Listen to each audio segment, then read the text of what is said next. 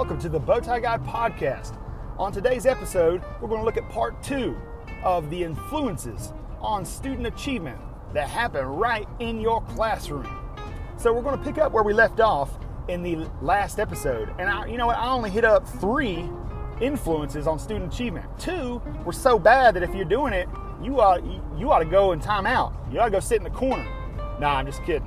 You need to stay away from retention. I'm talking student retention. And the other, you need to like all your kids, because if a student, I don't care what you do and what you say, if I interview them and they say that you don't like them, if they feel disliked, I have some bad news for you. Their achievement in your classroom is going to be negatively influenced and impacted. So you need to do something about that. Now, on today's episode, we're going to focus on many of the wide spectrums of research-based strategies that you can employ today that can make a big difference in your student achievement underneath the umbrella in your classroom. So, say what you want about inclusion. I've always loved it, and I'm going to be honest with you. I have a sister, a younger sister. She is 2 years younger than I, and she has been blessed and caressed with Down syndrome, and that makes her just one of the most exceptionally beautiful, bright, and talented human beings on the face of the planet. I love her to the ends of the earth, and I'd hate to think, especially now, that she'd be disqualified from being with your quote-unquote neurotypical students just because she has what some people think is a sickness, an illness, a disease. Down syndrome, by God, it's a blessing, man. She cracks me up. I'm 31 years old, and there's nobody that can shame me in public and smack me on my behind and embarrass me in front of a bunch of people like my sister can. Look, she's got a high IQ when it comes to comedy, because she knows exactly what to do to get people rolling. And that's innocent. That must be of God or something, because you know what? It comes easy to her. And you can't lie to her. She'll call you out, and it's a blessing. And just shame on people that think it's some sort of curse. But I love it. And she has made my life better because she's in it. So, inclusion. Many opportunities I've had over the course of my instructional career where I have had a science or a social studies segment. I think in special ed you would like to refer to that as supportive instruction, where I may have a paraprofessional come in there that is specifically employed to make sure that the wide variety of needs in my classroom are being met. Because if there's only one general ed teacher, typically a supportive instruction teacher can help alleviate some of the stresses that come in such a wide and widening spectrum of learners and their abilities. And so I've loved the opportunity to have students who are not part of the regular homeroom, or whatever the case may be. They should be part of the homeroom, but they come in as like guests, or they come in and they have accommodations, and in their individual education plan, their IEP, they are given the scaffold to success. And it's the general ed teacher's job, the special ed teacher's job, the special education parapro's job to make sure that child's successful. Because if they're not successful, you need to go back to the drawing board and check out what may be going wrong with the individualized education plan. Next, let's focus on multi-grade. Like, look, this is something that's weird. It's funky because, you know what? No, it takes a lot of effort. It takes a lot of work. What would happen if you had a class that included more than one grade level? And what I'm saying is that all of the students in your classroom, they're not on 3rd grade level because you teach 3rd grade. That's fake news, baby. So what would happen if you were teaching a specific accelerated content during a district-wide, a school-wide acceleration segment in the schedule? But what if you're teaching something of interest? What if you gauge the students' interest on what they want to learn for 30 minutes a day instead of what you think they need to learn? Because I want to be honest with you, I'd say 99.9% of all educators are out of touch with those little bitty kids. Look, talk to them, inquire.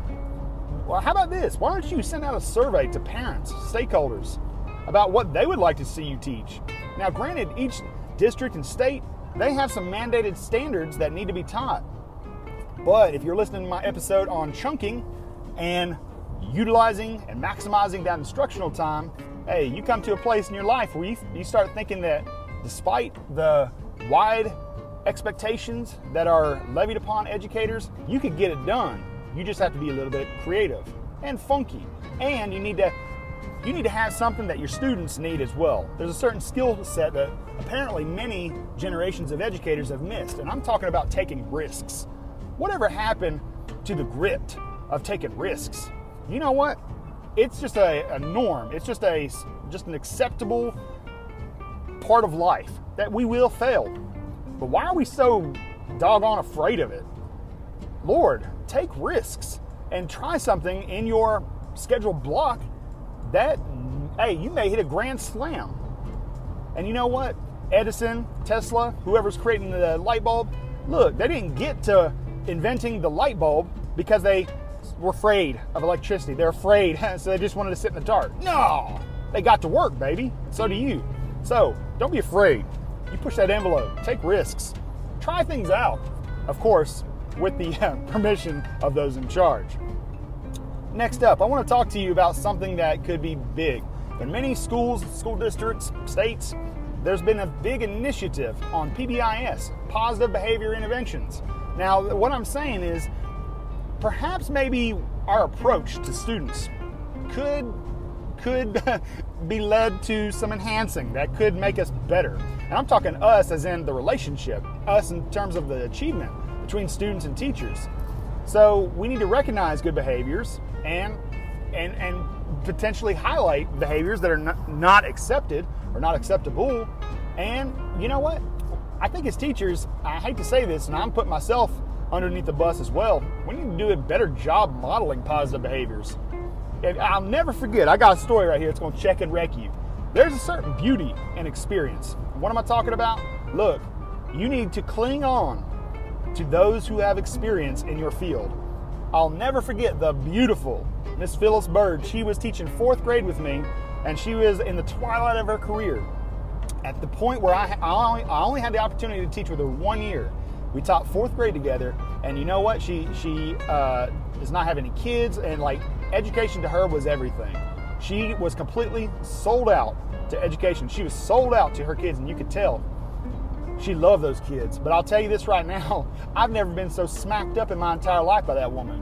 And I'll tell you because she knew the formidability, if that's even a word. Look, I just created a word.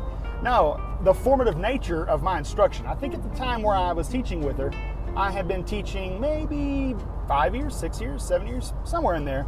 I wasn't exactly a rookie, but I wasn't a veteran by no means either.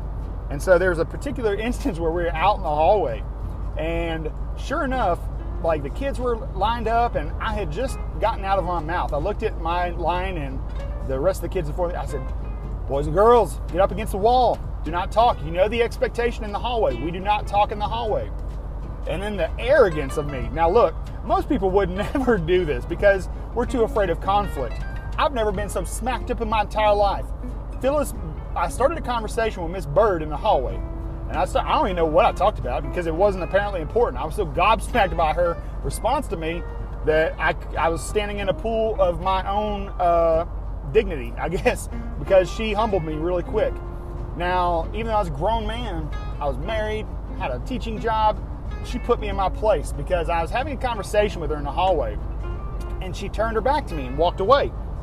And I had the audacity. I was like, is there something I said? What's wrong with this woman? And sure enough, I said, hey, Miss Bird, I'm talking to you. But I'm not, and this is what she did, I swear to you. She turned it, I'm not talking to you. Practice what you preach. You just told your children to be quiet, and the expectation is that we don't talk in the hallway. Practice what you preach, Mr. Horton. My jaw needed to be spatulaed up off the floor because that woman was absolutely correct. Put your money where your mouth is. Practice what you preach. Kids are watching. How about this for a incredible influence on student achievement? Be the change you want to see. If you're levying out expectations and proficiency standards of etiquette and social progress upon your students, you need to be the exemplar. You need to be the exemplar of which they will model their behavior for many, many years. This is part 2 of the BOWTIEGUY Podcast, and it has been a pleasure.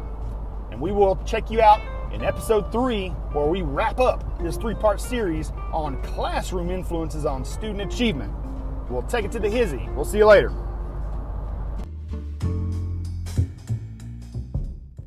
The podcast you just heard was made using Anchor. Ever thought about making your own podcast? Anchor makes it really easy for anyone to get started.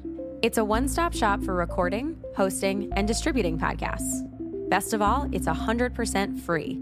Sign up now at anchor.fm/new. That's anchor.fm/new to get started.